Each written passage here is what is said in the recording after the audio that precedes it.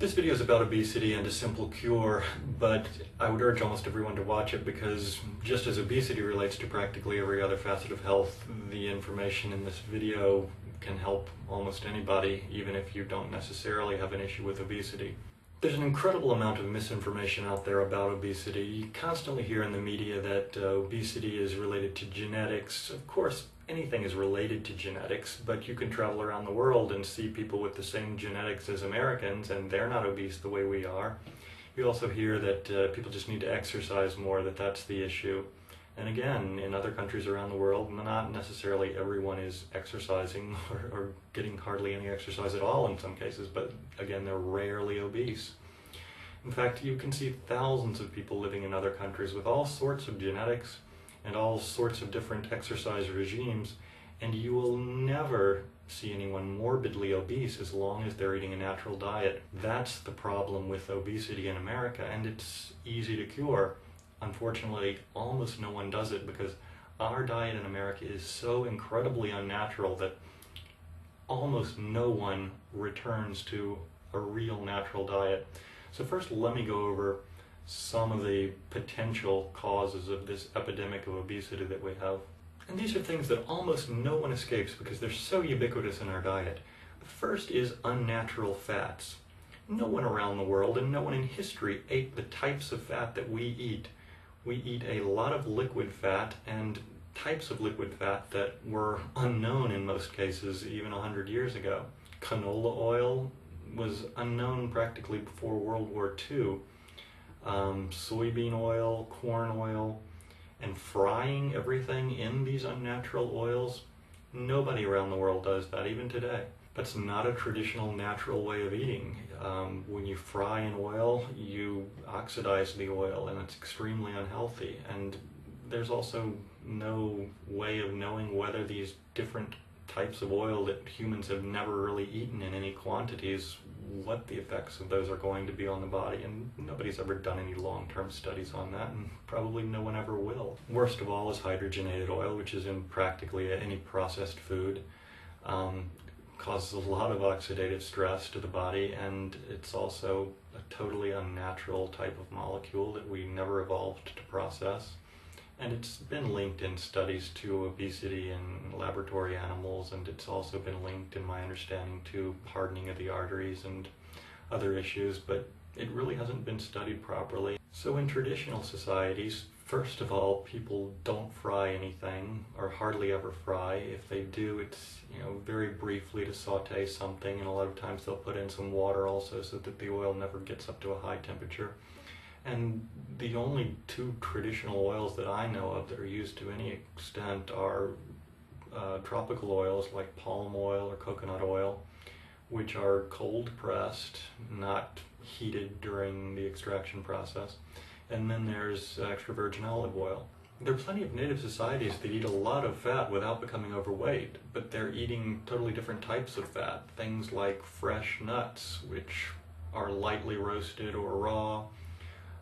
Things like dairy, which haven't been homogenized, haven't been pasteurized, and are organic, not conventional dairy products, or organic meats. So the fats we eat in almost all cases are completely unnatural types, prepared in completely unnatural ways. Next is the carbohydrates, and again, completely unnatural.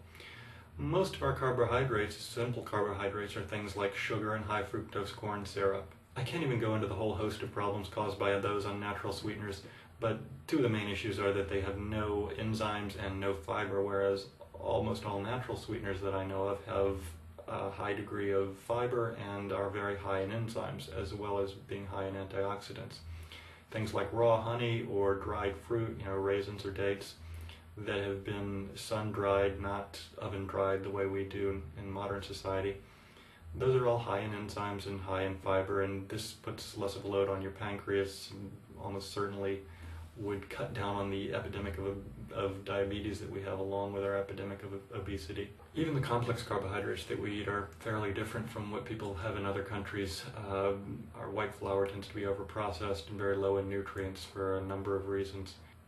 So we've gone over carbohydrates and fats. It shouldn't be any surprise that the proteins we eat are often very unnatural as well, but this time the effect is relatively unstudied and much more subtle and unknown. You see, we feed a lot of substances to animals which cause those animals to quickly gain weight before they're slaughtered and increase the profit margin. Things like urea, which is a toxin and causes the animal to bloat up quickly, or hormones or antibiotics, which have an unknown linkage, but they're proven to cause the animal to gain a lot of weight. The thing we never think about, though, is that we then eat the meat from these animals and we ingest these same substances. And no one has ever studied whether or not that causes humans to gain weight as well. But if these substances are causing all of the different animal species to gain weight, and then we're eating the meat that contains those substances, it's certainly a possibility that it's going to have an effect on us as well. I wouldn't wait for the Beef or Dairy Council to fund a study on that issue, though. You see, everything that we hear in the media about diet, and particularly about obesity, is being pushed by someone trying to make money. People saying that you need this particular piece of exercise equipment, or you need to eat that particular type of food. It's all just being pushed by different industry groups, and most of the things being pushed aren't natural. You don't need to listen to all the media noise, and you don't even need to listen to the general consensus, because nowadays the general consensus has been so poisoned by these promotions and these media campaigns that are backed by millions of dollars. All you need to do is listen to the traditional knowledge of millions of people who have developed specific diets over the course of thousands of years. We've just thrown all of that knowledge away, and we're relying on a few biased studies to tell us what's healthy. The problem is no one is eating what's healthy anymore. No one is eating natural food anymore, and everyone is running around confused by all these little studies that are being put out by industry saying this or that thing is healthy or is unhealthy. Just follow traditional diets. In particular, follow the traditional diet of your ethnic group. Because yes, there is genetic variability. Some people do have a greater tendency towards obesity, and the traditional diets of those people are different. I know it's not easy to learn about and prepare traditional food all the time. It would be a lot nicer if what industry told us was true, that you could just eat this or that healthy food once in a while and it would counterbalance a normally unhealthy diet, but it just doesn't work that way. And it's not that incredibly difficult to prepare traditional foods. There are a few basic rules, like eating organic food, eating fresh heirloom varieties of food. The fruit that you get from the supermarket doesn't taste like the fruit you get from the farmer's market, and there's a reason for that. It's because it doesn't have the same nutrients and antioxidants in it. There are a lot of good resources for information. My favorite is the Weston Price Foundation, and there are a lot of good YouTube channels even. There's Undergroundwellness, there's psychetruth, there's a lot of videos on health. You can look at my video, Traditional Foods, which talks about some of the basic traditional staples around the world. It is a long learning process, but it's really one of the most important things you may ever do. In addition to curing the obesity problem, it relates to this epidemic of so many other health diseases that we have in America. And what most people recognize least of all is that it also relates to your nervous system health and to the mental health of individuals and society. Disraeli once said that the most important goal of any statesman should be to improve the health of the populace, because the health of the populace is the health of the state. And what you see in America for the last 10 or 20 years is a reflection of the food we eat in every respect, I believe.